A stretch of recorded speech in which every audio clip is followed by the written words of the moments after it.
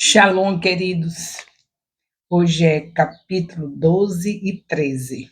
O 12 nós só vamos dar uma lida nesse cântico, né? Esse cântico aqui, que é o capítulo 12. Diz assim: naquele dia você dirá, graças te dou, ó Senhor, porque ainda que tiraste contra mim, a tua ira se retirou e tu me consolas. Eis que Deus é a minha salvação. Confiarei e não temerei, porque o Senhor Deus é a minha força e o meu cântico. Ele se tornou a minha salvação. Com alegria vocês tirarão água das fontes da salvação. Naquele dia vocês dirão: deem graças ao Senhor, invoque o seu nome, tornem conhecidos entre os povos os seus feitos, anunciem que é excelso o seu nome. Cantem louvores ao Senhor, porque ele fez coisas grandiosas. Saiba-se isso em toda a terra. Exultem e gritem de alegria, moradores de Sião, porque grande é o Santo de Israel no meio de vocês. Naquele dia. Esse é o capítulo 12, um cântico de louvor pela restauração de Israel. E aí nós estamos vendo que o Senhor tem sempre promessas diante de tudo que nós vimos que Israel fez, mas o Senhor restaura Israel. Ele fala da paz do reinado do Cristo. Isaías, já há 700 anos antes de Cristo chegar, trazendo essas profecias, essas boas novas, mostrando que Jesus iria estar reinando sobre a terra, sobre nós.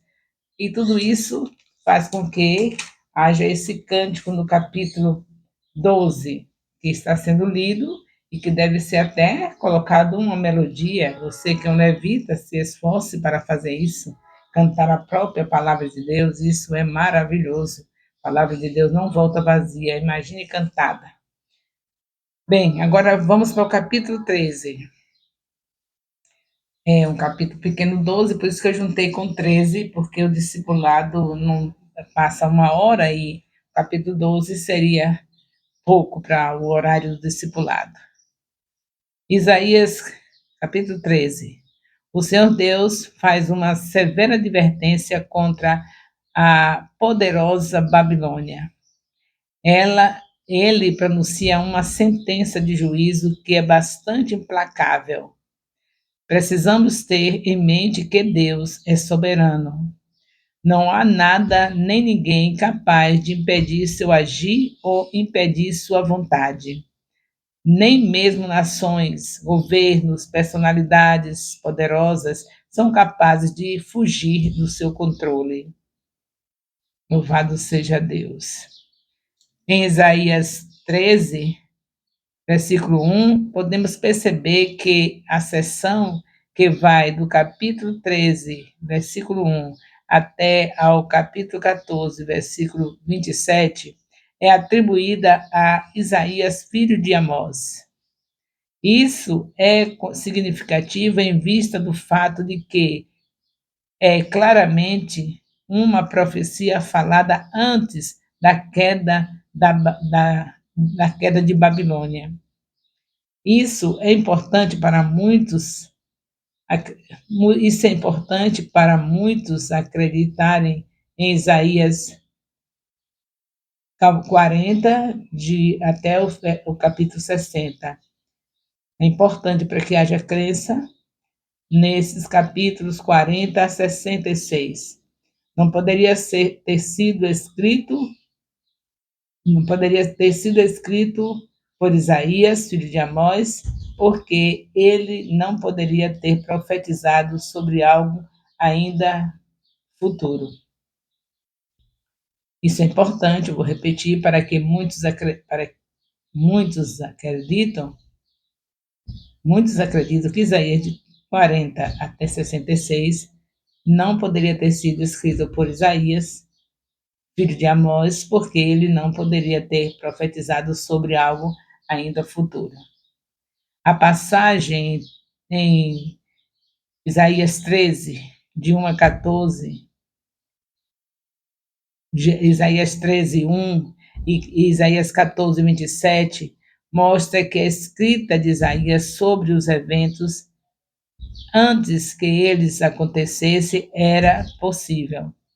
Esta parte da profecia de Isaías é muitas vezes traduzida como fardo, pois vem do verbo que significa ser levantado ou carregado. Foi um tipo de mensagem pesada ou difícil de transmitir. É um termo comum nos escritos proféticos.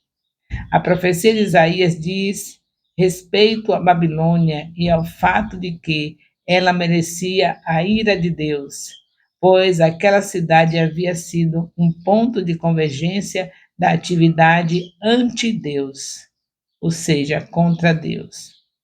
Desde o seu início, Gênesis 11, de 1 a 9, foi caracterizado pela rebelião contra Deus. Ao longo dos séculos, à medida que várias dinastias governavam aquela cidade, era uma vista como um lugar, ela era vista como um lugar de ódio contra Deus, o Deus de Israel. Mesmo na tribulação, será que um centro de ódio contra Deus, como vemos Apocalipse 17, ao capítulo 18, do capítulo 17 ao 18, mesmo na tribulação, será um centro de ódio contra Deus. Ela vai continuar sendo assim até na tribulação, a Babilônia.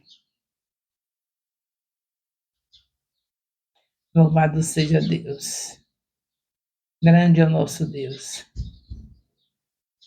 Em Isaías 13, 2 a 5, vemos que o exército mencionado neste versículo é claramente de Deus, porque ele disse que convocou seus guerreiros para realizar sua ira contra a Babilônia.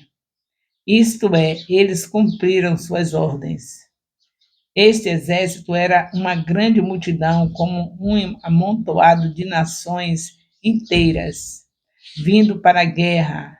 Eles se reuniam de terras distantes dos confins dos céus. Esta não é uma descrição geográfica específica, mas sim uma forma de dizer que seu exército incluiria soldados de muitos lugares. Embora Isaías estivesse escrevendo sobre a luta militar em seus dias, uma reunião semelhante de vastos exércitos ocorrerá pouco antes no reino milenar. Apocalipse 16, de 12 a 16. O dia do Senhor se aproxima.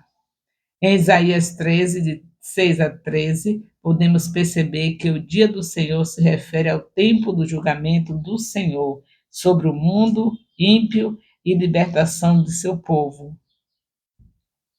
Na época de Isaías, esse julgamento estava chegando por causa da tremenda turbulência política das próximas décadas, que culminaria com a queda de Babilônia para os assírios em 689 a.C. Essa turbulência política foi semelhante ao julgamento que virá sobre o mundo inteiro, pouco antes de Deus estabelecer seu reino milenar na terra. Esse julgamento do Todo-Poderoso faria com que as pessoas ficassem em extrema angústia, como dores de parto. O dia do Senhor expressando sua ira, o dia do Senhor expressando sua ira, Isaías 13, versículo 3 e 13. Expressando sua ira contra o pecado, irá destruir pecadores e punir o mundo por sua maldade e sua atitude orgulhosa para com Deus. As declarações em Isaías 13, versículo 10, sobre os corpos celestes, não mais funcionando, as declarações em Isaías 13, versículo 10, sobre os corpos celestes, não mais funcionando, podem descrever figurativamente a reviravolta total da estrutura política do Oriente Próximo. O mesmo aconteceria com os céus tremendo e a terra, figuras de linguagem sugerindo destruição abrangente. Novamente, tudo isso é semelhante ao julgamento final que virá sobre o mundo. Louvado seja Deus.